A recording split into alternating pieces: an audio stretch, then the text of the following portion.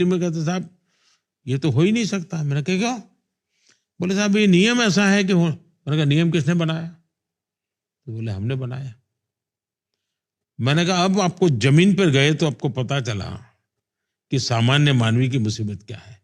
मैंने कहा अब नियम बदलो, और सारे नियम उन्हीं लोगों ने बदले और तेजी से काम हुआ। और जब जनवरी महीने में देश भर के दुनिया भर का मीडिया वहां गया तो उसने लगा कि भाई, तो अब मैं वहां पॉलिटिक्स नहीं कर रहा था, मैं टीम स्पिरिट से सबको मोटिवेट करते हुए एक परिणाम की तरफ ले जा। मैं अनुभवी नहीं था, मैं नया था, मुझे सरकार चलाने का कोई ज्ञान नहीं था।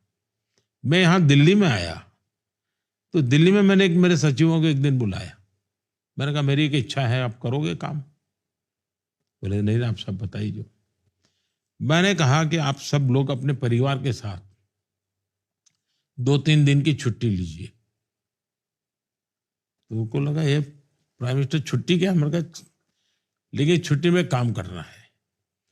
आप जब आईएएस अफसर बने और पहली जो जॉब की थी जिस गांव में, वहां जाइए, 2 रात वहां रुकिए, अपने बच्चों वगैरह ले गया और अपनी पत्नी को, बच्चों को बताइए कि भाई इस ऑफिस में मैं बैठता था, यहाँ पंखा भी नहीं था, एम्बेसडर गाड़ी एक थी तो 4 लोग जाते थे, सारा दिखाओ और फिर आगे हम बात करेंगे। गए सब लोग, आए। मैंने कहा साहब आप हो आए? बोले साहब हो आए। पुराने लोग मिले? बोले मिले। मैंने कहा मेरा आपसे एक बड़ा गंभीर सवाल है आपको। जिस जगह पर आप गए नौकरी की शुरुआत की जाती 25 साल पहले, 30 साल पहले, आप तो वहां से यहां पहुंच गए। 25 साल पहले जो गांव था वैसा ही है कि बदला हुआ है? उनको सबको चोट पहुंची। उनको लगा हाँ साहब वो तो वैसे के वैसे हैं। मैंने कहा मुझे बताइए कौन जिम्मेवार? तो मैंने उनको कुछ बुरा बुरा नहीं कहा, मैंने उनको मोटिवेट किया, रियलिटी से परिचित करवाया, उनको उन दुनिया को ले गया मैं वापिस 25 साल पहले। तो मेरा काम करने का तरीका, मुझे कभी किसी को अपशब्द नहीं कहना पड़ता, किसी को डांटना नहीं पड़ता है। मैं इसे इन तरीकों से काम लेता हूं। और अगर आप ऑर्गेनाइजेशन के बारे में बात करें तो एंटरप्रेन्योरशिप, स्टार्टअप, बिजनेसेस में जब साइकिल अच्छा चल रहा हो तो लोग बहुत सारे लोगों को हायर करते हैं, फिर मार्केट स्लो डाउन हो जाता है या साइकिल बदलता है और उन्हें बहुत लोगों को फायर करना पड़ता है। आपने हमेशा से कहा है मिनिमम गवर्नमेंट मैक्सिमम गवर्नेंस। क्या ये हमारी सरकार, have we been able to achieve this to a certain extent? ये कैसे चल रहा है? आपको सही लगेगा, हमारे यहाँ मिनिमम गवर्नमेंट मैक्सिमम गवर्नेंस का कुछ लोगों ने ना समझी में अपने अपने अर्थ निकाले। कुछ लोगों को लगा कि मंत्रियों की संख्या कम मतलब मिनिमम गवर्नमेंट, कुछ लोगों को लगा कि कर्मचारियों की संख्या मतलब मिनिमम गवर्नमेंट। मेरी ये कल्पना कभी नहीं थी। ऊपर से मैंने तो आकर के स्किल मिनिस्ट्री अलग बनाई, कोऑपरेटिव मिनिस्ट्री अलग बनाई, फिशरीज मिनिस्ट्री अलग बनाई।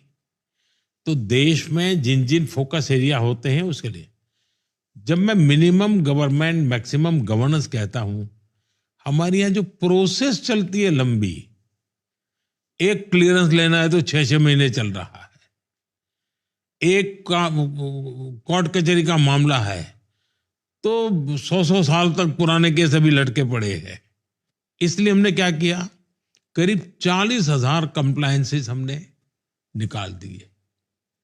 वरना ये डिपार्टमेंट आपसे एक चीज मांगेगा, बगल वाला भाई आपसे वही चीज मांगेगा, तीसरा भी वही मांगेगा। भाई एक ने मांग लिया है ना, आप उपयोग करो ना।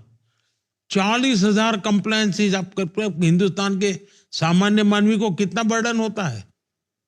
मैंने करीब करीब 1500 कानून खत्म किए हैं। मैंने क्रिमिनल चीजों से जोड़ने वाले कानूनों को बदला है। तो मेरी जो मिनिमम गवर्नमेंट मैक्सिमम गवर्नेंस का कल्पना है वो ये है, और मैं आज देख रहा हूं कि ये सब चीजें हो रही है।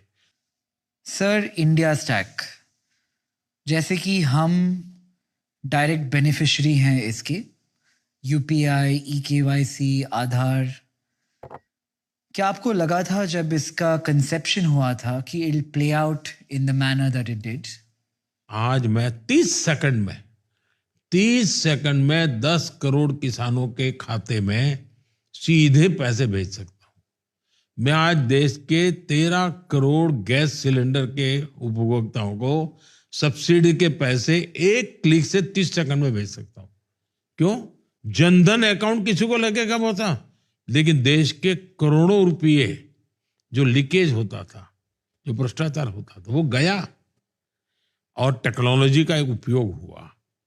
अब यूपीआई आप देखिए, पूरी दुनिया के लिए अजूबा है जी। दुनिया के मेहमान आते हैं तो पूछते हैं कि भाई यूपीआई कैसे काम करे। मैं उनको कहता हूं जरा वो किसी वेंडर के यहाँ हो आओ भाई। फिनटेक की दुनिया में और टेक्नोलॉजी को डेमोक्रेटाइज कैसे किया जाता है, ये दुनिया के सामने भारत ने एक उदाहरण पेश किया है।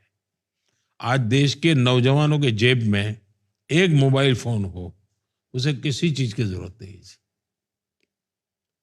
और मेरे देश के नौजवान याद रखेंगे कभी न कभी कि भाई एक ऐसी सरकार आई थी जो पूरी दुनिया मेरे जेब में थी, मेरे मोबाइल में थी। टेक्नोलॉजी ड्रिवन सेंचुरी है। देश ने सेपरेट इनोवेशन के लिए कमीशन बनाया है। मैंने इनोवेशन के लिए अलग फंड निकाला है। नौजवान रिस्क ले, उसको लगना चाहिए भाई भले मैं फैल जाऊंगा तो भी कोई, मैं भूखा नहीं मरूंगा, कोई है मेरी चिंता करेगा। मैं एक बार गया था ताइवान। तो मेरा स्वभाव एक स्टूडेंट का है, मेरे भीतर कोई चीज एक है क्वालिटी, तो मैं कह सकता हूँ विद्यार्थी मेरे अंदर जिंदा है।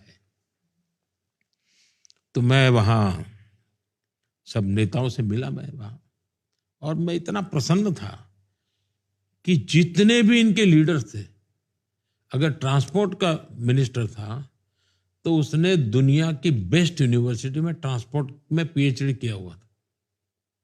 यानी जिस विषय का वो मिनिस्टर था, उस विषय का वो टॉप मोस्ट यूनिवर्सिटी का वो पीएचडी किया हुआ व्यक्ति था। ये चीज मेरे मन को बड़ा प्रभाव कर गया।